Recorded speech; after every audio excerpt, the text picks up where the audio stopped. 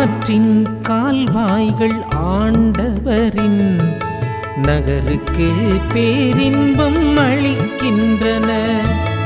ஆற்றின் கால்வாய்கள் ஆண்டவரின் நகருக்கு பேரின்பம் அளிக்கின்றன. கடவுள் நமக்கு அடைக்கலமும் ஆற்றலுமாய் உள்ளார். இடுக்கணுற்ற வேளைகளில் நமக்கு உற்ற துணையும் அவரே. ஆகையால் நிலவுலகம் நிலை குலைந்தாலும் மலைகள் ஆழ்கடலில் அதிர்ந்து நடுங்கினாலும் எங்களுக்கு அச்சம் என்பதே இல்லை. எங்களுக்கு அச்சம் என்பதே இல்லை.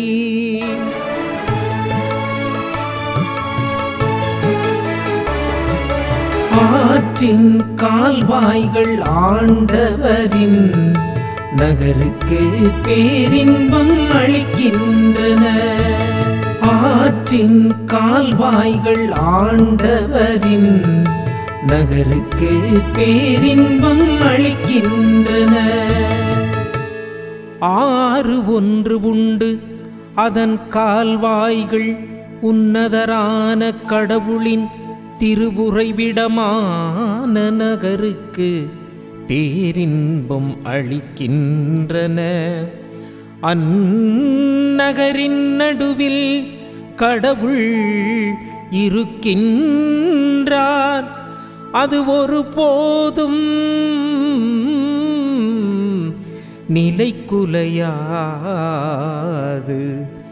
வைகரை தோறும் கடவுள் துணை அதற்கு உண்டு.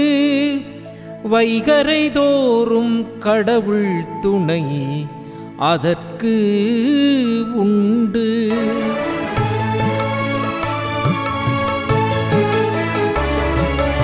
ஆற்றின் கால்வாய்கள் ஆண்டவரின் நகருக்கு பேரின்பம் அளிக்கின்றன.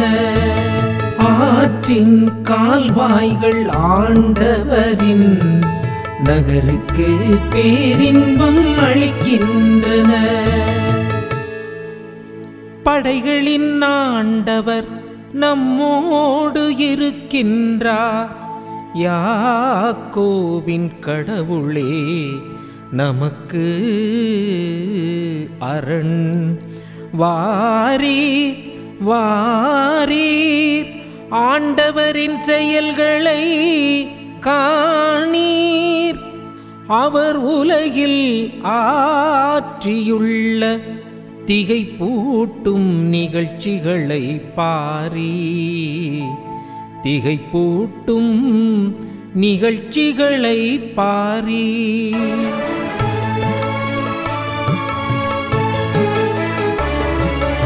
ஆற்றின் கால்வாய்கள் ஆண்டவரின் நகருக்கு பேரின்பம் அளிக்கின்றன. ஆற்றின் கால்வாய்கள் ஆண்டவரின் நகருக்கு பேரின்பம் அளிக்கின்றன. கிறிஸ்து இயேசுவுக்குள் பிரியமான மாதா தொலைக்காட்சி நேயர்கள் அனைவருக்கும் வணக்கம். இன்றைய நாளிலே தினம் ஒரு திருப்பாடல் நிகழ்விலே இன்றைக்கு திருப்பாடல் 46 நமக்கு சொல்லக்கூடிய அந்த இறை கருத்துக்கள், அந்த பாடல் ஆசிரியர் நமக்கு சொல்லவிருக்கின்ற செய்தியை நாம் சற்று உணர்ந்து பார்த்தோம் என்றால், இறைவன் எப்பொழுதுமே நமக்கு அடைக்கலமாக இருக்கின்றார். அவர் நமக்கு துணையாக இருக்கின்றார். நம்முடைய மனித வாழ்க்கையில் நாம் சந்திக்கின்ற ஒவ்வொரு சூழ்நிலைகளிலும் அவர் நமக்கு துணையாளராக இருக்கிறார். பல நேரங்களிலே நாம் இதை உணராமல் இருக்கின்றோம். இறை நம்பிக்கை அற்றவர்களாக பல நேரங்களிலே இருக்கிறோம். அதே போல அந்த இறை உணர்வும் கூட நம்மிடத்திலே தொடர்ந்து செயல்படுகின்றதா என்றால் அது நமக்கு சற்று ஒரு தெளிவு தராத ஒரு மனநிலை தான் இருக்கிறது. இந்த சூழ்நிலையிலே இந்த திருப்பாடல் ஆசிரியர் சொல்லுகின்ற பொழுது, இந்த திருப்பாடலை ஒரு நம்பிக்கையின் அடையாளமாக, நம்பிக்கையின் வடிவிலே கடவுள் எப்பொழுதுமே நமக்கு நிறைவாக இருக்கின்றார். அப்படி இருக்கக்கூடிய நேரத்தில் இன்றைய கால சூழ்நிலையிலே, உலக அளவிலே, சமுதாய அளவிலே, அல்லது நம்முடைய குடும்ப சூழ்நிலைகளில் ஏற்படுகின்ற பல்வேறு வித ஆற்றல்களுக்கு மத்தியிலும் கூட கடவுள் நம்மோடு இருக்கின்றார் என்கின்ற அந்த உணர்வு இருக்கிறது. பல சூழ்நிலைகள், அது நன்மையாகவும் இருக்கலாம், அல்லது நமக்கு தேவையில்லாத ஒரு நிகழ்வாக இருக்கலாம், தீமைகளாக இருக்கலாம், நோயாக இருக்கலாம். இப்படி பல நிலைகளில் நாம் காணப்பட்டாலும் இறை அனுபவம் என்று பார்க்கின்ற பொழுது எல்லா நேரங்களிலும் இறைவன் நம்மை வழி நடத்துகிறார். ஒரு நல்ல காரியம் வருகின்றது என்றாலும் அதை இறைவன் நம் வழி நடத்துகின்றார். அதே போல ஒரு சில விதமான முரண்பாடுகளை நாம் சந்திக்கின்ற பொழுது அதிலிருந்து ஒரு சில விடயங்களை கற்றுக்கொள்வதற்கு கடவுள் நமக்கு துணையாக இருக்கின்றார். அப்படி என்றால் அந்த இறை பிரசன்னத்தை நாம் உணர்ந்தவர்களாக இருக்கின்றோம் என்பதை நாம் ஏற்றுக்கொள்ள வேண்டும். அதே போல இந்த பாடல் என்று பார்க்கின்ற பொழுது இது யூதர்கள், அதாவது சியோன் நகரிலே இந்த எருசலேம் வாழ் மக்கள் அந்த இறைவனது இருப்பை, அந்த இறைவனது உடனிருப்பை உணர்ந்தவர்களாக இருக்கக்கூடிய அந்த சூழ்நிலையும் காட்டுகின்றது. அப்படி இருக்கின்ற பொழுது இறைவன் அந்த மக்களுக்கு மட்டுமல்லாமல் இதோ நமக்கும் கூட ஒரு பாதுகாப்பும் அரணுமாக இருக்கின்றார் என்பதை சுட்டி காட்டுகின்றது. இறைவன் நமக்கு அடைக்கலமும் பலமாக இருக்கிறார் என்பதை நாம் உணரக்கூடியவர்களாக இருக்கின்றோமா என்பதை சிந்தித்து பார்த்தோம் என்றால் நிச்சயமாக இறைவனது அந்த உடனிருப்பு நம் ஒவ்வொருவருக்கும் என்றுமே நிலைத்து நிற்கக்கூடியதாக இருக்கிறது. இதை தான் திருச்சபை நமக்கு ஒவ்வொரு தருணத்திலும் வலியுறுத்தக்கூடியதாக இருக்கிறது. இறை நம்பிக்கை, இறை விசுவாசம், இறைவனிலே பற்றுறுதி கொண்டு வாழ வேண்டும் என்பதற்காக பல்வேறு விதங்களிலே இன்றைக்கு நம்முடைய வழிபாடுகளும் அமைந்த வண்ணமாக இருக்கிறது. இப்படி இருக்கின்ற பொழுது துன்ப நேரங்களில் நாம் இறைவனை சந்திக்கக்கூடியவர்களாக இருக்கின்றோமா, அல்லது இறைவனது அந்த உடனிருப்பை நாம் உணரக்கூடியவர்களாக இருக்கின்றோமா என்பதை சற்று சிந்தித்து பார்த்தோம் என்றால் எந்த நிலையாக இருந்தாலும் சரி, அது ஒருவேளை வானளவில் இருந்தாலும் சரி, அல்லது கடலின் அலைகள் கொந்தளித்து பொங்கி எழுகின்ற ஒரு தருணமாக இருந்தாலும் சரி, அல்லது பெரும் காற்று வீசினாலும் சரி, அல்லது பல்வேறு நிலைகளிலும் கூட இதோ எனக்கு அச்சம் என்பது இல்லை என்பதை இந்த திருப்பாடல் ஆசிரியர் பதிக்கின்றார். அப்படி என்றால் அச்சம் இல்லை என்கின்ற அந்த நிலை வருகின்ற பொழுது பல்வேறு சூழ்நிலைகளிலே நான் தள்ளப்பட்டாலும் கூட கடவுள் என்னோடு இருக்கின்றார் என்கின்ற அந்த ஒரு உணர்வு என்னிடத்தில் இருக்கின்றது.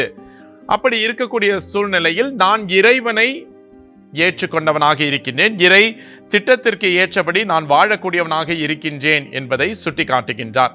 அப்படி என்றால் இந்த உலகத்திலே நடக்கக்கூடிய பல்வேறு நிகழ்வுகள், பல்வேறு கால சூழ்நிலைகள், அல்லது பருவ மாற்றங்கள், அல்லது நம்முடைய வாழ்க்கை மாற்றங்கள், இவை அனைத்தையும் நாம் சற்று சோதித்து பார்த்தோம் என்றால் நிச்சயமாக கடவுளது வழி நடத்துதல் நமக்கு இருக்கின்றது என்பதை புரிந்து கொள்ளக்கூடியதாக இருக்கிறது. ஏனென்றால் அந்த 2-3 வசனங்களிலே பார்க்கின்ற பொழுது பூமி அதிர்ந்தாலும் மலைகள் கடலுக்குள் விழுந்தாலும் அந்த கடவுளது உடனிருப்பு இருக்கின்றது என்பதை இந்த திருப்பாடல் ஆசிரியர் இங்கு பதித்து காட்டுகின்றார்.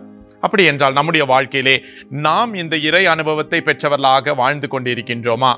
அப்படி இருக்கின்ற நேரத்திலே இறைவன் இதோ அந்த மக்களோடு இருந்தால், இஸ்ராயல் மக்களை வழி நடத்தினார், அந்த இறைவன் இன்றைக்கு என்னோடும் இருக்கின்றாரா?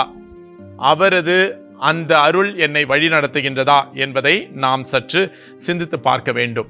எனவே இந்த காலகட்டத்திலே பல்வேறு விதமான சோதனைகள் வந்தாலும் கூட இதோ நமது வாழ்க்கையில் அந்த இறை உணர்வு நம்மிடத்திலே இருக்கிறதா? அந்த இறைவனுடைய பற்றுறுதி நமக்கு இருக்கிறதா என்பதை நாம் சற்று சிந்தித்து பார்ப்பதற்காக அழைக்கப்பட்டிருக்கின்றோம். அப்படி இருக்கின்ற நேரத்தில் இந்த நாளை ஆண்டவரிடத்திலே ஒப்புக் கொடுப்போம், இறைவனிடத்தில் நம்பிக்கையை பதிப்போம். இந்த பாடல் ஆசிரியர் சொல்வது போல இறைவனதில் நம்பிக்கை வைக்கின்ற பொழுது நாம் அனைத்தையும் சந்திக்க முடியும் என்பதை உணர்ந்தவர்களாக, இறை நம்பிக்கையில் ஆழ்ந்தவர்களாக, இறை விசுவாசத்தை ஏற்றுக்கொண்டவர்களாக, இறை நம்பிக்கையிலே வளரக்கூடியவர்களாக நாம் இருக்க வேண்டும் என்பதை தான் இந்த திருப்பாடல் ஆசிரியர் 46வது திருப்பாடல் வழியாக நமக்கு சுட்டி காட்டுகின்றார். அப்படி இருக்கக்கூடிய நேரத்திலே ஆண்டவரது இரக்கத்தை நாம் பெற்றவர்களாக இருக்க வேண்டும் என்பதற்காக நாம் நம்மை அர்ப்பணிக்கக்கூடியவர்களாக இருக்கின்றோமா? அந்த அர்ப்பணிப்பின் வடிவாக அந்த இறைவனை நாம் அறிந்து கொள்ளக்கூடியவர்களாக இருக்கின்றோமா என்பதை சிந்தித்து பார்ப்போம். அதற்காக இறைவன் நம்மை ஆசீர்வதிக்க வேண்டும் என்பதற்காக இந்த நாளை ஒப்புக்கொடுத்து ஜெபிப்போம். இரக்கமும் கிருபையும் நிறைந்த எங்கள் நல்ல ஆண்டவரே, இதோ இந்த நாளுக்காக நாங்கள் உமக்கு நன்றி செலுத்துகின்றோம்.